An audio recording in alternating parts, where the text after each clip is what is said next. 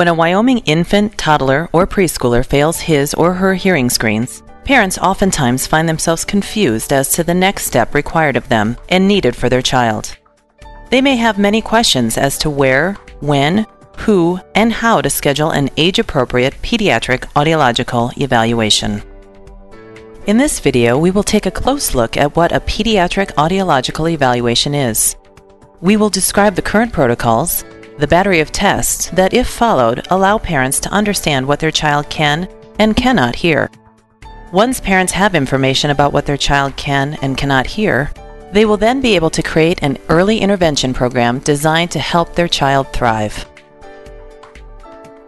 We will discuss the importance of the written reports supplied to the parents by the audiologist who has done the hearing evaluation, and we will also discuss the variety of professionals and specialists that parents may meet with while obtaining a hearing evaluation for their child. Finally, we will discuss Wyoming's early hearing detection and intervention pediatric audiology specialty clinics and how parents and professionals can access additional support and resources for children with hearing loss.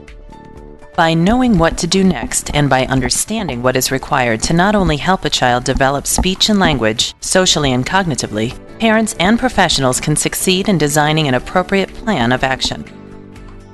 This plan of action will be dependent upon obtaining reliable and accurate results for the hearing ability for each of the child's ears. Securing an appointment for your child with an audiologist who works well with children and their families and who has the necessary training, equipment, and experience is critical. At first, you kind of feel hopeless and lost.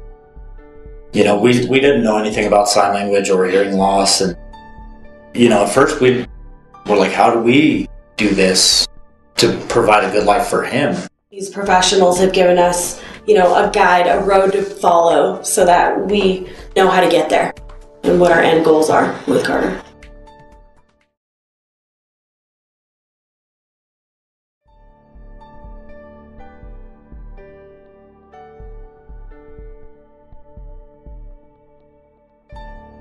It is important to understand that failed hearing screenings are not a diagnosis of hearing loss.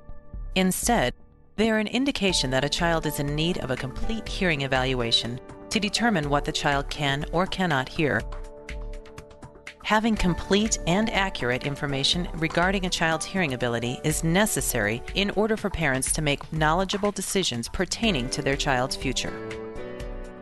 Pediatric audiological evaluations are comprised of a battery of age-appropriate tests designed to establish an understanding of a child's ability to hear in each ear.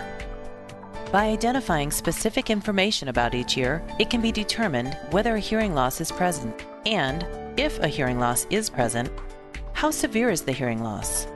What sounds can be heard, and what sounds cannot be heard by the child? Is the hearing loss medically treatable? Is it permanent? Is it fluctuating? Will it get worse? Will it stay the same? And lastly, how might a hearing loss affect speech and language acquisition and social, emotional, and cognitive development?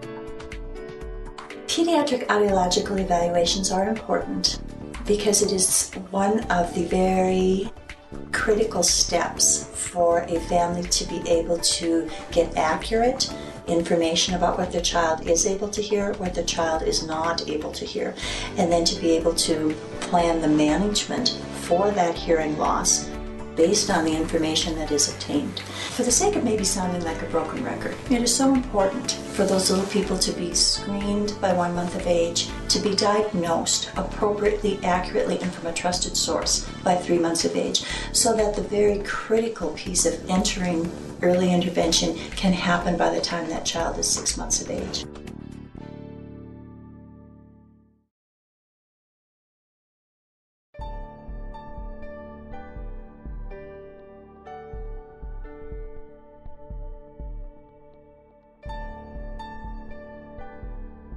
What should parents expect during an evaluation, and what should professionals provide? Making an accurate and reliable diagnosis about a child's auditory system requires properly gathering and interpreting specific information. This means that professionals must use a variety of age-appropriate tests during an audiological evaluation. This process includes and typically begins with a complete case history. Case histories provide valuable information. Not only do they introduce the audiologist to the child's hearing screening results, they give the audiologist a firm place to begin the diagnostic testing. The case history may identify a potential family history of hearing loss and can also point to any potential risks that may affect a child's hearing at a future time. By using a case history to become familiar with pertinent birth information, as well as the results from any previous screenings, a pediatric audiologist can better determine which appropriate testing procedures should be performed first.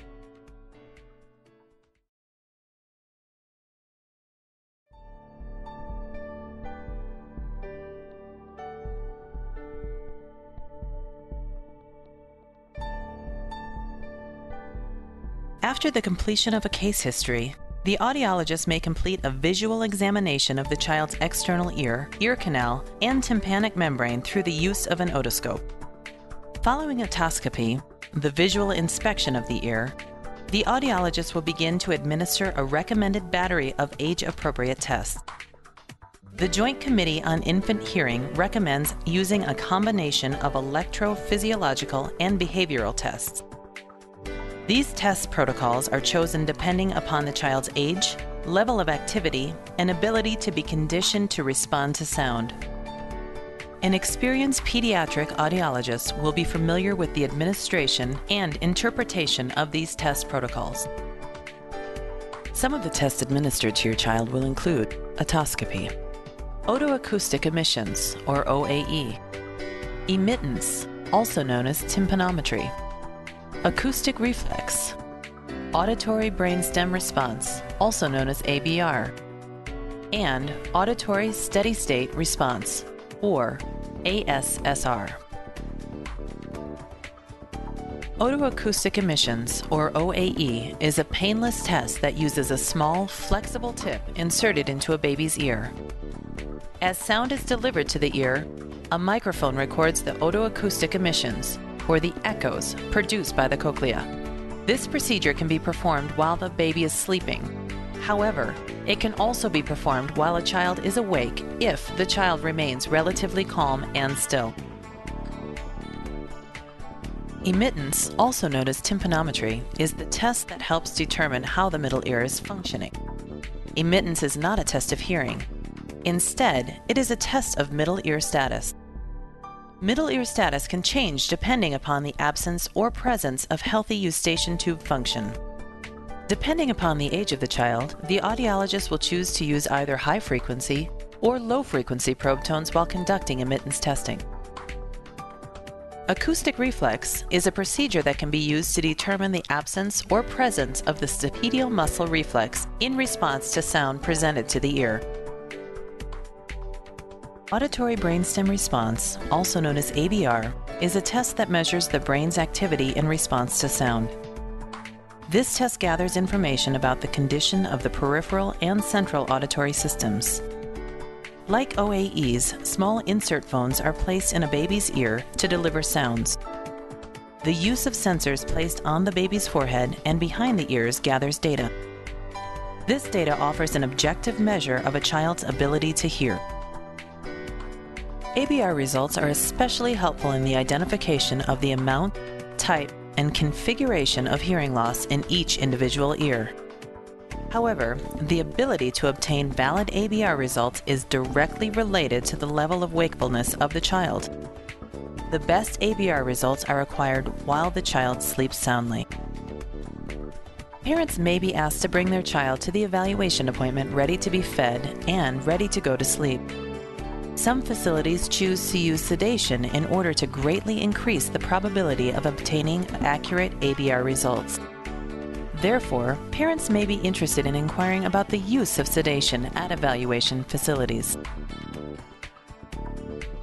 Auditory steady-state response, or ASSR, is a measurement that also helps in determining a child's hearing status. ASSR results are especially helpful in providing information for children who have severe to profound hearing loss. Pediatric audiologists may also make use of behavioral audiometry methods during your child's evaluation. However, behavioral audiometry methods such as observational audiometry, visual reinforcement audiometry, and conditioned play audiometry require an evaluator who is experienced and seasoned in working with the pediatric population. The younger you can have your child evaluated, the better. Typically, the child's behavior is going to dictate how well the appointment goes. So for newborns, they're sleeping most of the time anyway. It's great to have them go to the appointment, probably have them be a bit hungry when they get there, maybe have them, the appointment scheduled at the time of their typical nap, which of course for newborns can always be changing. So it's best to see if you can keep them awake, especially in the car on the way to the appointment. If you're coming from a distance, some parents will choose to travel the night before. Get their child up, have them be awake, so that when they get to the appointment, if they feed the child, that little person is going to say, oh, my tummy's full, now I'm going to just have a really good nap on mom or dad's shoulder while my hearing is being evaluated.